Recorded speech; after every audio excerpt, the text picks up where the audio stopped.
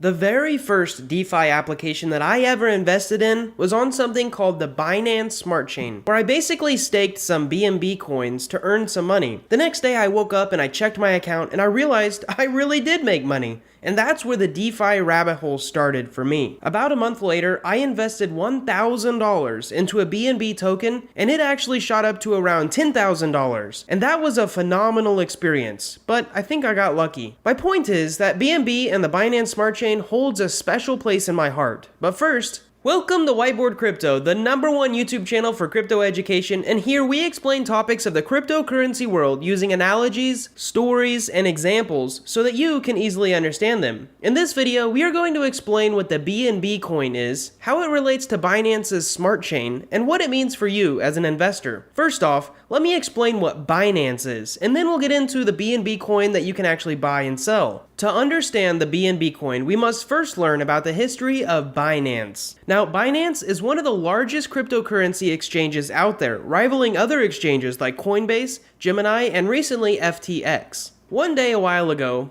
Binance decided to create their own blockchain, aiming to create one that was fast and could handle a lot of data. At first, their Binance Chain blockchain focused only on the Binance exchange. But after a little bit, they saw Ethereum booming and realized they needed something called smart contracts, at least if they wanted other people to use their blockchain. If you don't know already, smart contracts are a big part of the crypto space that allows people to create their own applications that run on the blockchain. Smart contracts also allow the creation of new tokens on the blockchain. Really, anything DeFi related is due to the use of smart contracts. They allow us to run decentralized applications, create new tokens on the blockchain, mint NFTs, and even do more complicated things that you can learn about in our specific smart contracts video. Well, around 2 years after they started that blockchain, Binance finally got around to it and created a second blockchain that had smart contracts, and they called this one the Binance Smart Chain.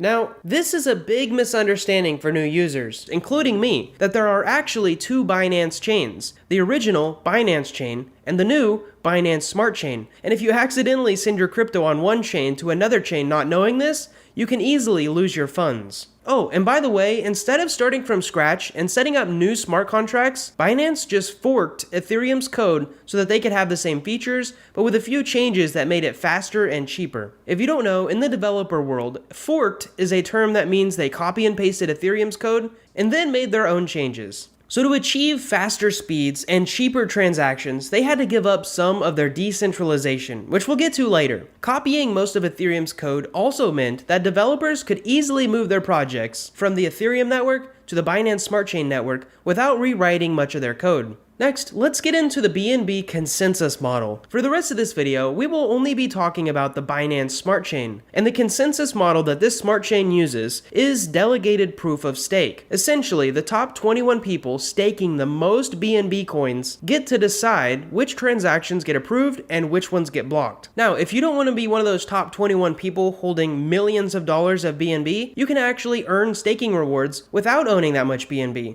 All you have to do is delegate your coins to a top validator and they'll share their rewards with you. Overall, this method is quite centralized, but it does allow for those cheaper fees that I mentioned earlier, and more transactions per second. If you have no idea what staking is, you can also watch our video on the proof of stake method. It seems to clear up a lot of misunderstandings for many people.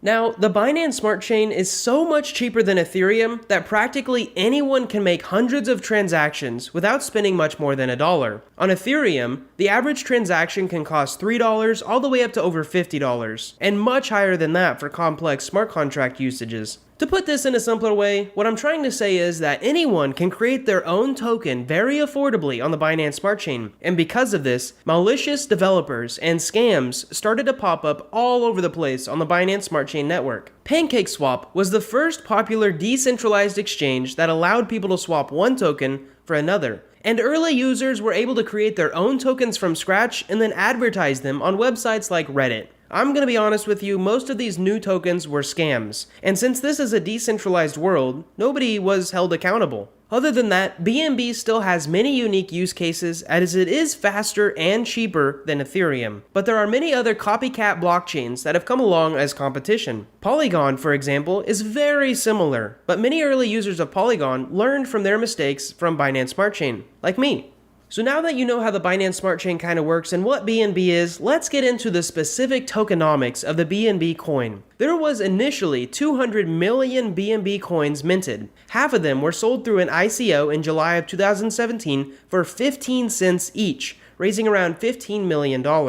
This means those early investors got a decent chunk of change, as the price is around $400 now. Another 40% of all the coins were given to the founding team, with around 20% vested each year. This means they don't get all the coins at once, only so much per year. The final 10% of all the coins were given to angel investors. One thing that is very interesting about the BNB coin is that the Binance company actually buys them back each quarter. Every 3 months, they take 20% of all the profit of Binance and use it to buy back tokens. And then they take those tokens and they burn them forever. This decreases the total supply, which theoretically should raise the price. And I think this is a really cool idea, passing profits from the company through the blockchain to their coin. And they'll continue to do this until the supply goes from 200 million to 100 million total coins. There are also many other uses of the BNB coin. The best one is probably that you can actually save on trading fees when you use the Binance exchange. They also have other marketplaces where you can get discounts on monthly services and even electronics if you pay with BNB. Notably, one service that I have heard before of is Canva, which is a design mock-up website that I have personally used before. But I didn't know you could use BNB to pay for that. There are even travel benefits to owning BNB, which I won't get into here, but I thought was kind of interesting. One last thing, Binance is incorporated in the Cayman Islands, and they also have a Binance.com and a Binance.us website, which offers different services to US users and international users. I am excited for the day when it really doesn't matter what your geolocation is, and everyone can use crypto fairly. Hopefully this day comes soon. Finally, if you're interested in learning more about DeFi, like how to make money using the BNB Smart Chain, you can actually check out our DeFi for Beginners guide absolutely free. To get it, you just have to go to whiteboardcrypto.com, where you can also find our weekly newsletter and free Discord access. I'm actually fairly active in the Discord, and there are tons of other helpful members if you ever have any questions. It's inspiring to see this community grow. Anyways, thank you guys for watching. We hope you enjoyed this video. We really hope that you've learned something. And most of all, we hope to see you in our next video.